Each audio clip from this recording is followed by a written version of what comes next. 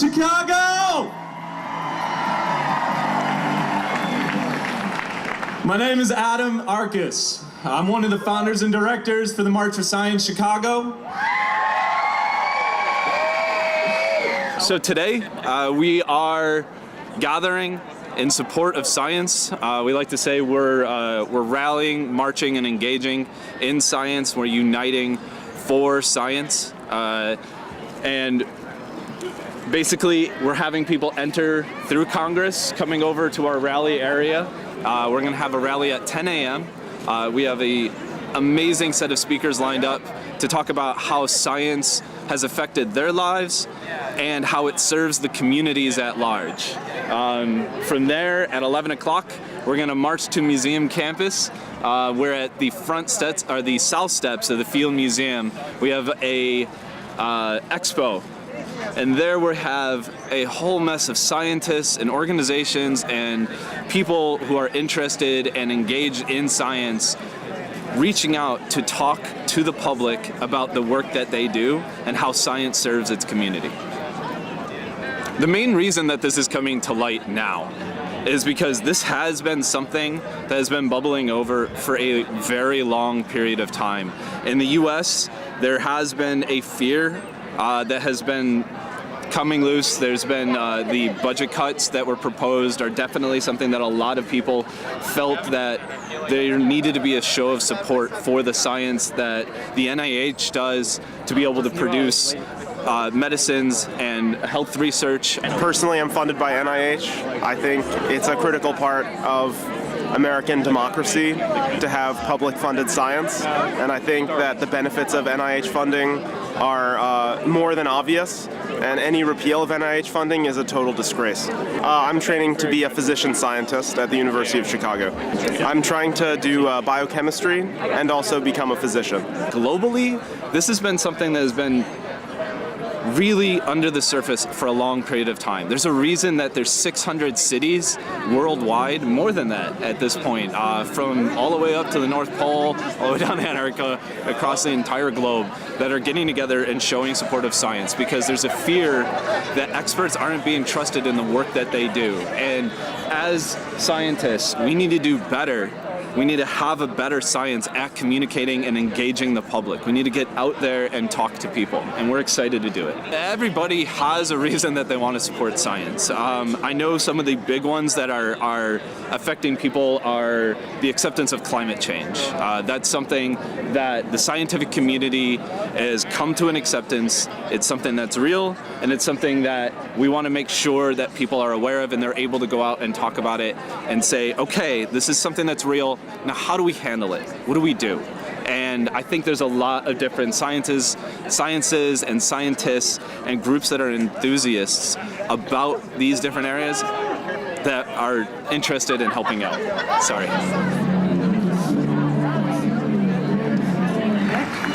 Good morning, Chicago! Good morning, Chicago! It is true, these marches have not popped up out of the blue, and I think that's actually a really great way to think about it, because these marches have actually been sort of building. I think the energy around this issue has been building for years. We've had a number of activists who have been speaking against the abuses and the threats that science has faced, and the use of science in policy, in society, and what we've seen just recently is, I think, a building of energy that has reached this tipping point now, and in response to a number of threats that we've seen sort of increasing as it relates to the role of science in society, the role of science in policy making, and its priority in our lives. And so we have become this platform, if you will, to both amplify the voices that have been sharing and criticizing these issues, but to also sort of unite our voices to just, I think, bring everyone together in that same objective. I've been a long-time supporter of NASA and these government organizations whose funding has been cut dramatically during the Trump administration in favor of boosting defense budgets, and I believe that peaceful space exploration is better than nuclear missiles. Yes, indeed. What I can say in regards to what has been influencing science and what has been shaping and directing and in some cases putting boundaries around science has been, in many cases, individual agendas. Science has, for a large part, sort of resided in the hands of a few very powerful and very influential people. But science is designed to serve the people, to serve all of the people. And so when individuals who are controlling science and funding science and directing science have an agenda, that agenda is not always in the best benefit to America at large or even to the world at large. And so it has been across the board, in government, in society, in corporations that have been attempting to influence science to, in some cases, just their own benefit. But we are marching here today not just to say prioritize science, but to help us march towards an ethical science, a science that benefits not just those in power, but benefits the marginalized communities, that benefits the underrepresented communities, and is for the people.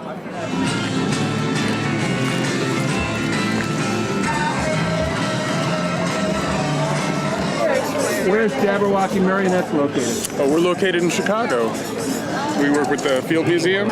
She built them. Who built them? Hi, we did, Lolly and I. We're with the Field Museum. We're Jabberwocky Marionettes. How long did it take you to make these?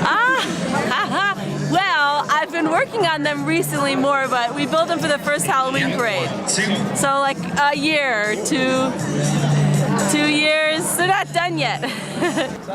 I think this process has been happening over the last 15 to 20 years.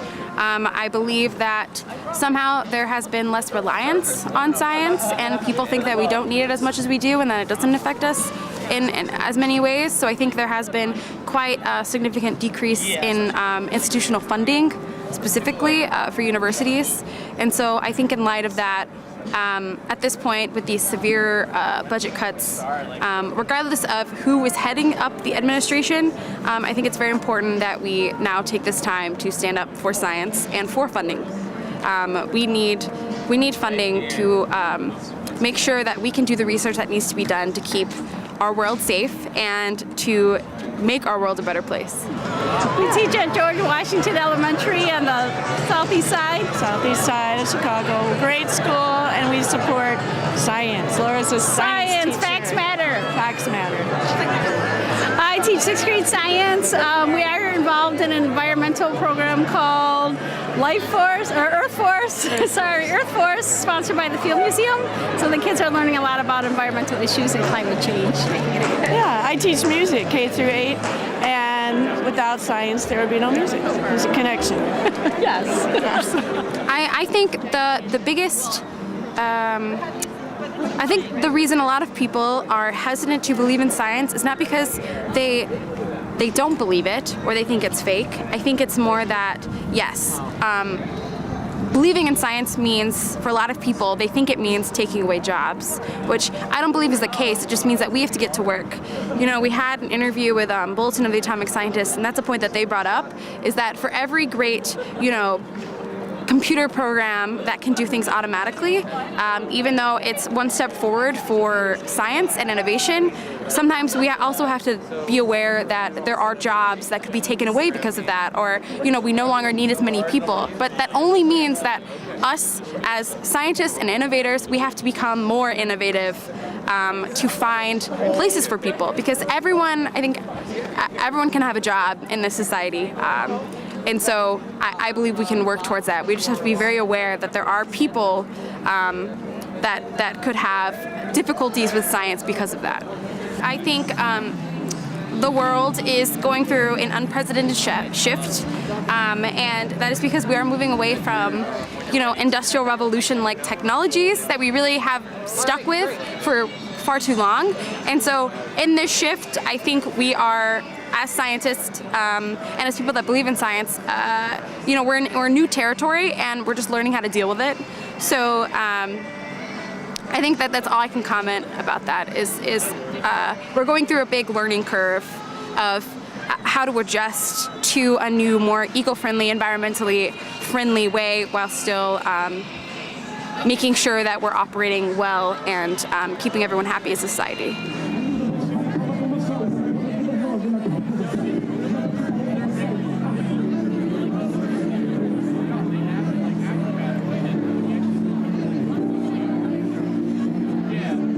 Explain the meaning of it. Well, I mean, I guess you can look at it in all kinds of different ways. You know, I'll let a little bit go to the interpreter of it. I mean, in the end, you know, there are things that are true and there are things that are not true, and maybe you ought to look at the things that are true sometimes.